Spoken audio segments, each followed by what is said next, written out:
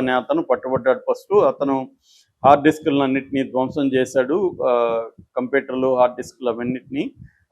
ఆ ధ్వంసం చేసిన విషయం లీక్ అయింది. అక్కడి నుంచి ఎందుకు ధ్వంసం చేశాడు ఈయన అన్న విషయంలో ఆయన్ని అరెస్ట్ చేశారు. చేస్తే సంచలన విషయాలు బయటపడింది. ఫోన్ ట్యాపింగ్ చేశారనేది.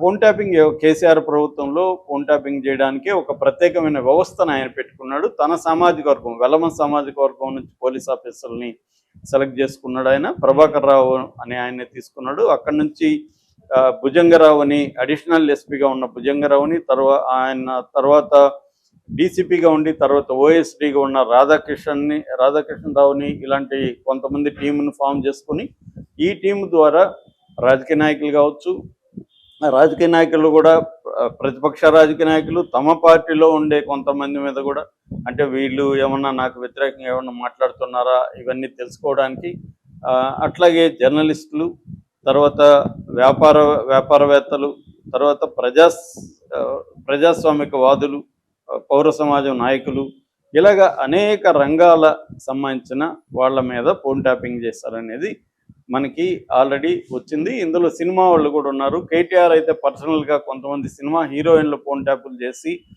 వాళ్ళ గుట్టుమట్లు తెలుసుకొని వాళ్ళని బెదిరించి లొంగ తీసుకున్నాడని కూడా కాంగ్రెస్ నాయకులు ఆరోపించారు. సో ఆ నేపథ్యంలో ఈవెన్ మన నాగ చైతన్య, సమంత విడిపోవడానికి కూడా ఫోన్ ట్యాపింగే కారణమని ఇలా రకరకాల వార్తలు బయటకు వచ్చాయి. అయితే ఈ కేసులో దాదాపు అందరిని అరెస్ట్ చేశారు. నిన్ననే భుజంగరావు, రాధాకృష్ణన్కి ఇద్దరికి కూడా హైకోర్టు కండిషన్ బెయిల్ ఇచ్చింది. ఎవ్రీ మండే సంతకం చేయమని ₹1,00,000 పూచికత్తి కండిషన్ బెయిల్ ఇచ్చింది. వాళ్ళిద్దరు కూడా దాదాపు 10 నెలల పాటు చెంచల్గూడలో ఉండి ఇప్పుడే బయటకు వచ్చారు. అయితే వాళ్ళిద్దరూ అప్రూవర్గా మారతారని కూడా గతంలో వార్తలు వచ్చాయి, కానీ అదేమి ఇంకా తెలియదు. అయితే ఈ లోపల ఏంటంటే ప్రభాకర్ రావు ఎస్కేప్ అయిపోయి అమెరికాలో ఉన్నాడు. సో దాదాపు 1 year అయినా కూడా ఆయన ఇప్పటివరకు రాలేదు. వీళ్ళు కూడా ఆయన్ని పిలిపించలేకపోయారు. లుకౌట్ నోటీసులు అన్నీ జారీ చేశారు కానీ రాలేకపోయాడు.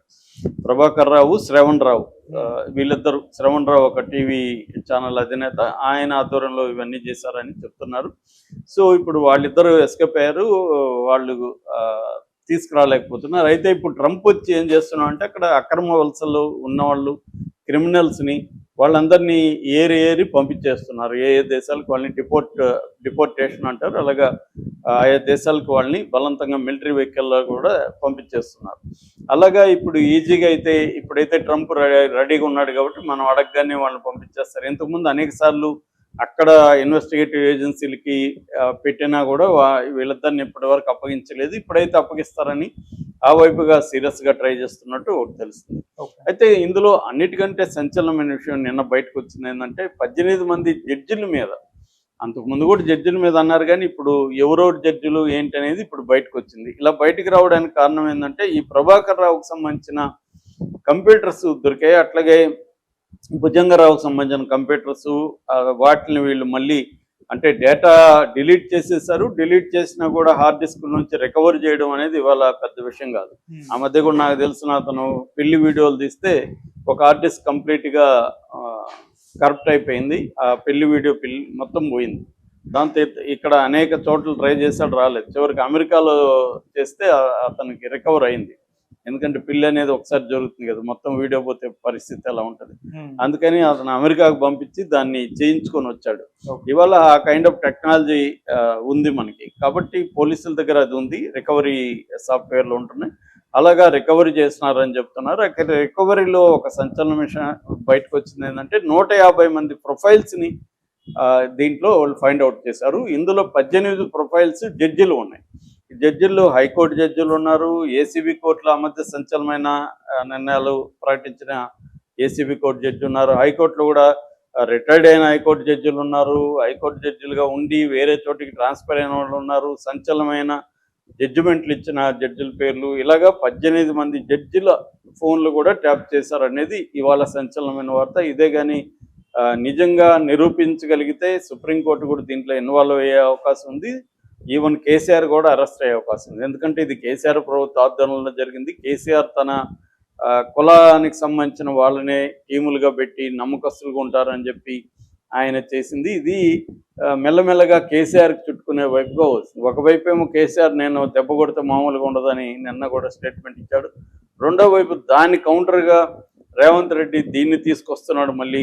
ఎందుకంటే ఇప్పుడు నేను చాలాసార్లు చెప్పాను, ఈ కుంభకోణాలు కానీ కేసులు కానీ ప్రతిపక్ష నాయకుల్ని బెదిరించి సరెండర్ చేయించుకోవడానికి తప్ప లాజికల్ ఎండ్కి ఎక్కడా వెళ్ళవు.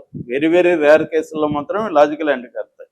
మోడీ కానీ ఇతర సీఎంలు కానీ చేసేది ఏంటంటే ఈ కేసులు పెట్టి వాళ్ళని లొంగ తీసుకుంటారు. వాళ్ళని తమ ప్రభుత్వానికి వ్యతిరేకంగా గట్టిగా పోరాడనీయకుండా వాళ్ళని కంట్రోల్ చేయడానికి మాత్రమే కేసులు వాడుకుంటారు. అంతేగాని ఈ కేసుల్లో నిజంగా నేరాన్ని ప్రూవ్ చేసి చేయరు. ఎందుకంటే ప్రతి ప్రభుత్వం కూడా ఇలాగా ఫోన్ ట్యాపింగ్లు చేయడం అనేది వెరీ కామన్. అది మోడీ ప్రభుత్వం మీద కూడా వచ్చింది. దీన్ని వరల్డ్లోనే ఇజ్రాయెల్ ఈ టెక్నాలజీని బాగా డెవలప్ చేసింది. ఏ స్థాయి టెక్నాలజీ అంటే సాఫ్ట్వేర్లో నీ నెంబరు ఫీడ్ చేస్తే నీ నెంబర్కి వచ్చే కాల్స్ అంతా కూడా ఈ ఆ సిస్టంలో డాష్ బోర్డ్లో వచ్చేసే స్థాయిలో ఇవాళ వచ్చింది. లేదు ఇంకొక టెక్నాలజీ ఏంటంటే నీకు ఒక మిస్డ్ కాల్ నీ ఫోన్ వస్తుంది. మిస్డ్ కాల్ వచ్చినట్టు కూడా నీకు తెలియదు. అదేంటంటే స్టెల్త్ మోడ్ అంటారు, హిడెన్ దీంట్లో ఉంటుంది. ఆ మిస్డ్ కాల్ రాగానే ఇన్స్టాల్ అయిపోతుంది సాఫ్ట్వేర్ని దాంట్లో, అది స్టెల్త్ మోడ్లో ఉంటుంది. అట్లాగే ఫోన్ ఆటోమేటిక్గా డిలీట్ కూడా అయిపోతుంది. నీకు వచ్చిన కాల్ కూడా డిలీట్ అయిపోతుంది. అంటే నీకు వచ్చినట్టుగా తెలియదు. అక్కడ నుంచి నీ ఫోన్ వీళ్ళ కంట్రోల్లో ఉంటుంది. అది కాకుండా ఈవెన్ వ్యక్తులుగా కూడా మనం ఎవరైనా కూడా ఎవరి ఫోన్ ట్యాప్ చేయొచ్చు. కాకపోతే ఫిజికల్గా నీ ఫోన్ నా చేతిలో 10 నిమిషాలు ఉంటే నీ ఫోన్లో నేను some X for example child monitor అనే ఒక సాఫ్ట్వేర్ ఉంది. ఆ సాఫ్ట్వేర్ నేను దాంట్లో వేసేస్తే అది కూడా స్టెల్త్ మోడ్లోకి వెళ్ళిపోతుంది. ఆ తర్వాత వాడు గైడెన్స్ ఇస్తాడు, గైడ్ లైన్స్ ఇస్తాడు. ఆ గైడ్ లైన్ ప్రకారం నేను ఆప్షన్స్ అంతా క్లిక్ చేసేస్తే ఇంక అప్పటి నుంచి నీ ఫోన్కి ఏ కాల్స్ వచ్చినా నా డాష్ బోర్డ్లో కనిపించేస్తుంది, సిస్టంలో కానీ ఫోన్లో కానీ. సో నీ కాల్స్ అంతా నేను వినొచ్చు, నీ చాట్ చదవచ్చు, సరౌండ్ సౌండ్ కూడా ఉంటుంది. నువ్వు ఎవరితోనైనా మాట్లాడుతుంటే కూడా నేను వినొచ్చు.